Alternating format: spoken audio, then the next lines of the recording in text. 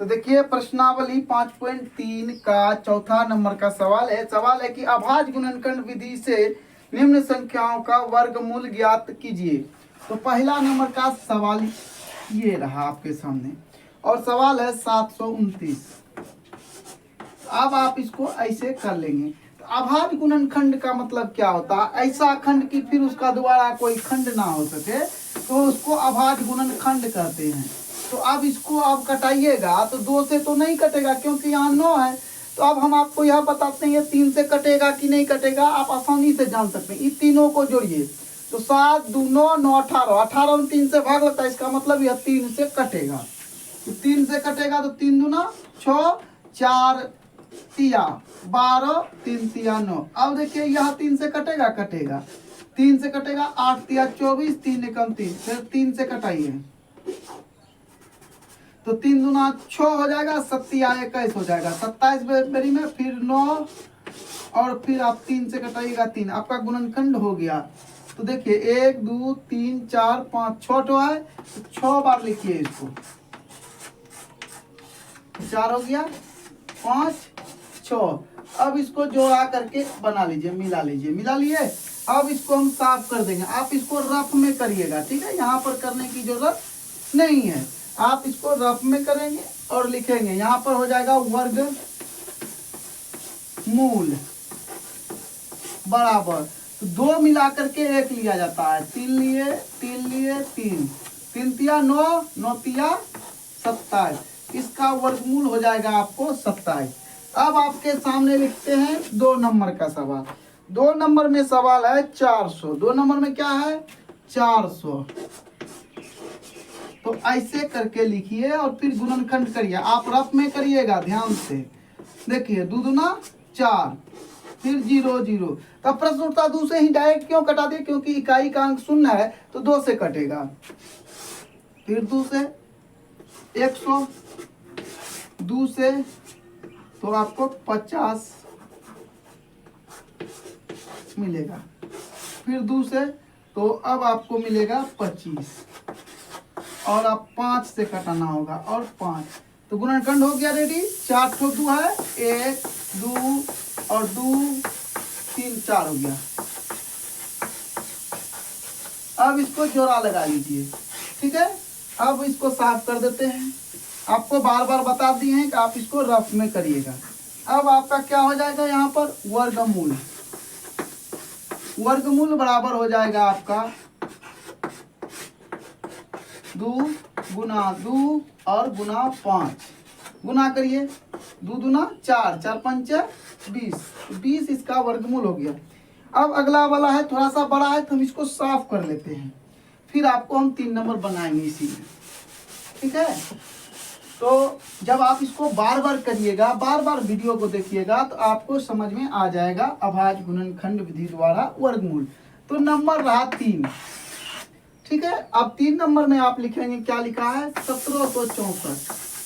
अब आप इसका गुणनखंड करना चाहोगे तो हम यहाँ पर करते हैं 1764 का। तो अब प्रश्न उठता है कौन चीज से कटेगा? इकाई का अंक 4 है तो 2 से कट जाएगा। 8 दूना 16, 8 दूना 16, 2 दूना 4, फिर 2 से कटाना है आपको 4 4 और 1। अब यह जो है आपको 2 से नहीं कटेगा क्योंकि इकाई का अंक 1 हो गया। अब देखिए इसको जोड़िए, 4 4 8 1 9 होता है, 9 में 3 से भाग लगता है, इसका मतलब ये 3 से कटेगा। 3 एकम 3, 4 तिया 12, 7 तिया 21। अब ये किस चीज से कटेगा? तो फिर इसको जोड़ लीजिए, 4 1 5, 7 5 12, फिर कट जाएगा 3 से। 4 तिया 12 और 9 तिया 27। अब यह 7 से कटेगा, 7 7 49।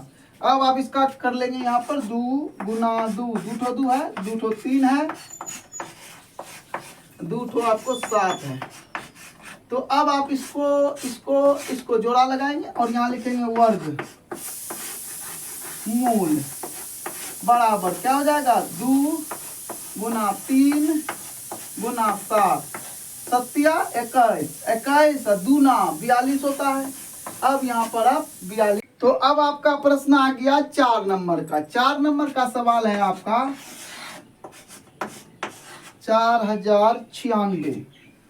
अब आपको इसका गुणनखंड करना है, तो आप यहाँ पर 4096 लिखेंगे रफ में और गुणनखंड करेंगे। 2 से करिए, 2 दूना 4, शून्य उतरेगा, 4 दूना 8 हो जाएगा, 1 बचा 16, 8 दूना 16। फिर 2 से करिएगा तो क्या हो जाएगा, 2 एकम 2, 2 दूना 4, 4 दूना 8। ये 2 से ही चल रहा है अभी, तो चलने दीजिए। 5 दूना 10, 2 एकम 2, 2 दूना 4।